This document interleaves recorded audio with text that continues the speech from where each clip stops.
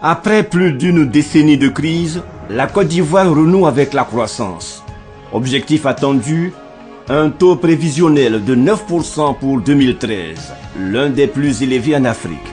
La stratégie définie par le Plan national de développement pour impulser une dynamique de croissance forte, créatrice d'emplois, s'appuie sur l'investissement, l'un des leviers de la relance économique. Le rôle joué par le secteur privé dans cette optique est essentiel. En vue de soutenir ce regain de vitalité de notre économie, il apparaît indispensable d'élaborer un cadre incitatif permettant de capter le maximum d'investissements. Il est à noter que l'environnement des affaires constitue l'ensemble des facteurs d'ordre socio-économique, juridique et politique ayant une incidence sur les affaires. Le directeur général du Centre de promotion des investissements en Côte d'Ivoire, CPC, M. Essis Esmel Emmanuel, souligne la nécessité d'un environnement des affaires attractif. Le plan national de développement, qui est inspiré de la vision du chef de l'État de faire la Côte d'Ivoire un pays émergent, établit clairement une part très importante du privé pour sa réussite. Le privé compte pour près de 60% dans la réussite de ce plan. Le privé veut avoir un environnement des affaires sécurisé, sécurisant même, un environnement des affaires qui le rassure, un environnement des affaires qui lui permet de pouvoir planter son business. La raison pour laquelle donc, le gouvernement a fait donc, de l'amélioration de l'environnement des affaires un cheval de bataille. Ces réformes qui ont été engagées répondent à ce souci de pouvoir offrir au secteur privé, national et international qui arrive en Côte d'Ivoire, un environnement des affaires de classe internationale. Et au-delà de cela, il faut savoir qu'aujourd'hui nos marchés sont des marchés concurrentiels. Tous les pays sont à la recherche d'investisseurs.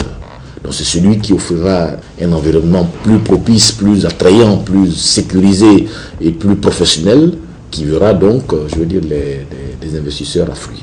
Donc ces deux exigences font que le gouvernement en a fait son cheval de bataille avec le Premier ministre qui lui-même préside les travaux de ces réformes.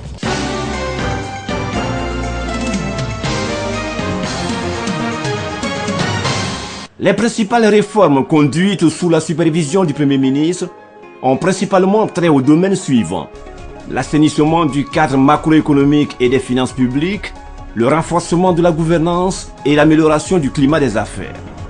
L'environnement macroéconomique détermine dans une large mesure les choix stratégiques en matière d'investissement. Parmi les actions entreprises dès la fin de la crise post-électorale, on peut citer le paiement d'importants arriérés vis-à-vis du secteur privé, des allègements fiscaux, les échanges avec les opérateurs économiques sur la vision du gouvernement et leurs préoccupations. L'assainissement des finances publiques constitue le deuxième axe de la politique économique ayant une incidence directe sur le secteur privé. Dans cette perspective, le gouvernement a pris des dispositions appropriées pour éviter les dérapages budgétaires. En vue de garantir l'efficacité de la gestion des finances publiques, les autorités assurent également l'information régulière des populations, des partenaires au développement ainsi que du secteur privé. Au titre du renforcement de la gouvernance, des réformes importantes ont été mises en œuvre. Il s'agit de la création de l'Autorité nationale de régulation des marchés publics, ANRMP, qui contribue à la promotion de la transparence dans la gestion des marchés publics, de la réforme de la justice, du renforcement de la compétitivité des secteurs clés de l'économie, comme la filière café-cacao, le domaine de l'énergie. En matière d'actions spécifiques liées à l'amélioration de l'environnement des affaires, les dispositions prises pour promouvoir l'entrepreneuriat et soutenir le secteur privé portent sur de nombreux points. L'amélioration de l'environnement sécuritaire, à travers notamment la création d'une unité de police pour lutter contre le racket et les tracasseries routières, ULCR, l'adoption du code de déontologie de la police nationale, le recensement biométrique des ex-combattants démobilisés, des jeunes associés, des ex-miliciens et membres des groupes d'autodéfense et des personnes s'étant familiarisées au maniement des armes. L'amélioration de l'indice de sécurité sur l'échelle de classement des Nations Unies. À cela, il faut ajouter le renforcement de l'efficacité de l'administration publique qui s'est traduit par l'adoption d'un code de déontologie des membres du gouvernement et d'un code d'éthique et de déontologie des fonctionnaires et agents de l'État. L'amélioration de l'offre et de la qualité des infrastructures avec la mise en œuvre d'un vaste chantier de construction et de réhabilitation de routes urbaines, interurbaines et pistes villageoises. L'accroissement de l'offre d'énergie pour soutenir la demande plus importante induite par le regain de dynamisme de l'activité. L'amélioration du cadre institutionnel et opérationnel des activités économiques avec notamment un nouveau code des investissements et la création de tribunaux de commerce et le démarrage des activités de celui d'Abidjan depuis le 1er octobre 2012. Par ailleurs, des actions spécifiques en faveur du secteur privé ont été aussi menées. L'une des plus emblématiques est la création du guichet unique de l'investissement. Cette structure concentre en un seul lieu les acteurs impliqués dans la création d'entreprises afin de ramener les délais des formalités administratives à 24 heures au lieu d'une trentaine de jours précédemment.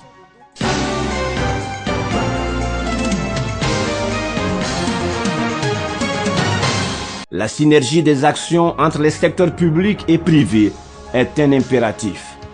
C'est l'une des clés de la réussite de ces réformes. Le président de la Confédération Générale des Entreprises de Côte d'Ivoire, CGC, M.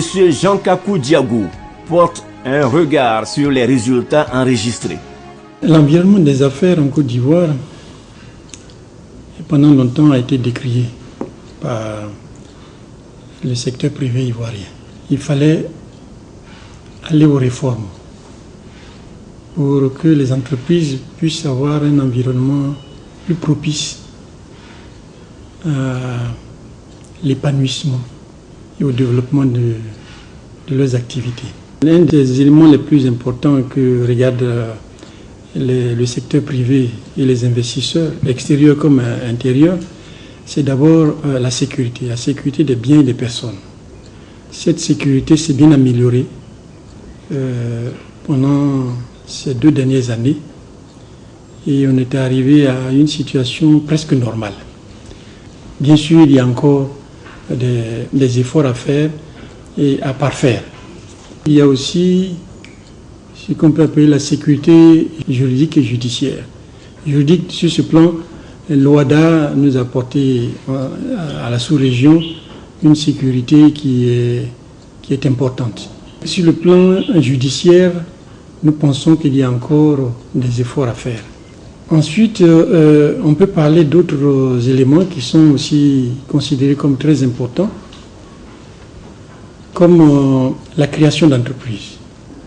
Et à ce niveau, une réforme a été entreprise et mise en œuvre par le CPC. C'est la création du guichet unique.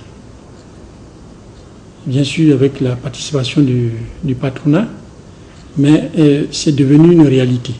Je pense que nous sommes sur la bonne voie. Il y a bien d'autres réformes qui ont été entreprises par le gouvernement et nous pensons que ce qui est important pour nous, c'est l'engagement. L'engagement du gouvernement et à sa tête le Premier ministre qui est à l'œuvre et qui, avec le CPC, font en sorte que les réformes nécessaires à l'amélioration des affaires soient vraiment une réalité. Bien sûr, toutes ces actions n'auraient pas été possibles si la volonté du président ne s'est pas exprimée.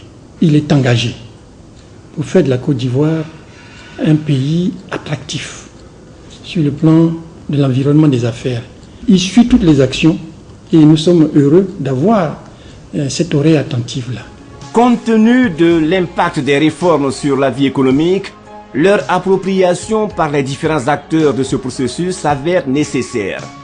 De nouveaux comportements doivent se dessiner si la Côte d'Ivoire veut figurer dans le peloton de tête des marchés émergents. Le secteur privé doit savoir qu'aujourd'hui, la Côte d'Ivoire devient ce pôle qui permet de pouvoir accéder à ce marché ouest-africain de 300 millions d'habitants. L'émergence n'est pas une utopie. L'émergence n'est pas une affaire du gouvernement seul. L'émergence n'est pas une affaire des structures qui sont en charge. L'émergence dont parle le chef de l'État est une réalité dans laquelle chacun doit se sentir. Parce que c'est au quotidien que nous devons le vivre. Et au quotidien, ça amène donc à pouvoir changer nos comportements, parce que l'environnement des affaires, c'est ça aussi, c'est le comportement, c'est l'attitude, c'est la mentalité, c'est la manière de gérer, c'est la manière de recevoir, c'est la manière de réagir promptement à beaucoup de choses. Donc nous aussi, nous sommes concernés par cet environnement des affaires, on doit tous y aller. Depuis peu, les nuages se dissipent et le ciel se dégage sur l'économie ivoirienne. Notre pays aspire à être un véritable pôle de développement en Afrique, capable de soutenir l'ambition d'une économie compétitive et dynamique. L'exigence d'une amélioration du climat d'affaires constituera, à n'en point douter, une opportunité réelle pour l'investissement en Côte d'Ivoire. Fer de lance de cette opération, le CPC, porte d'entrée de la Côte d'Ivoire économique.